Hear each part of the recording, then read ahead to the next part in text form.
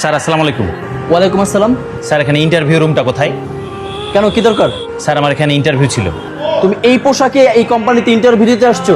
তুমি জানো তুমি কত বড় মাল্টিন্যাশনাল কোম্পানিতে ইন্টারভিউ দিতে আসছো? স্যার আমার পোশাক নিম্নমানের হতে পারে, কিন্তু আমি এখানে স্যার যোগ্যতা দিয়ে চাকরি নিতে চাই। যোগ্যতা তো পরের বিষয়। এই কোম্পানির এমডি আমি, এবং আমি এই চাকরির ইন্টারভিউ নিচ্ছি। আমি তোমার পোশাক দেখে তোমাকে আমি রিজেক্ট করে দিলাম। তুমি এক্ষুনি এখান থেকে বের হয়ে যাও।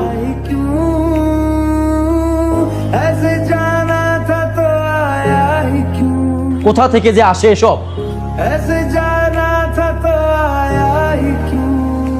তোর কোম্পানিতে তো আজকে ইন্টারভিউ ছিল, কয়জন টিকলো? আর বলিস না বন্ধু, অনেক চাপ ছিল, মাত্র 3 জন টিকেছে। ভাইয়া একটু শুনেন।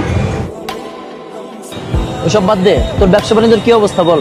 আলহামদুলিল্লাহ চলছে বন্ধু। ভাই একটু শুনেন না। তোদেরকে নিয়ে আর পারলাম না।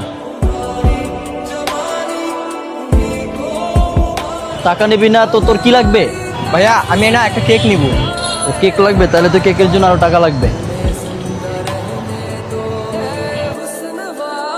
নে, না না ভাইয়া টাকা লাগবে না, আমার কাছেও টাকা আছে, এর দেখেন।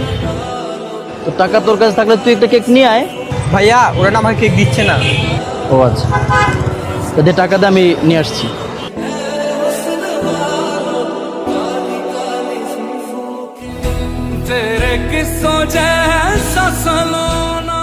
এনে তোর কেক।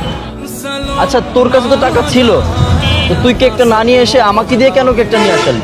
ভাইয়া ওরা না প্রথমে আমাকে ঢুকতে দেয়নি। কেন ঢুকতে দেয়নি কেন? আসলে ভাইয়া আপনি যেরকম প্রথমে আমার পোশাক দেখে আমাকে ভিখারি ভেবেছিলেন, ঠিক তেমনই ওরাও আমার পোশাক দেখে আমাকে ভিখারি ভেবে কেকটা দেয়নি। ভাইয়া আজকে না আমার ছোট বোনের জন্মদিন ছিল, তাই কেকটা নিতে আসছিলাম। আর আপনারা জানেন আমি না স্কুলে পড়াশোনা করি, আর একদিন পড়াশোনা করে অনেক বড় হব, তখন এই পোশাকের জন্য কাউকে আমি ছোট করবো না।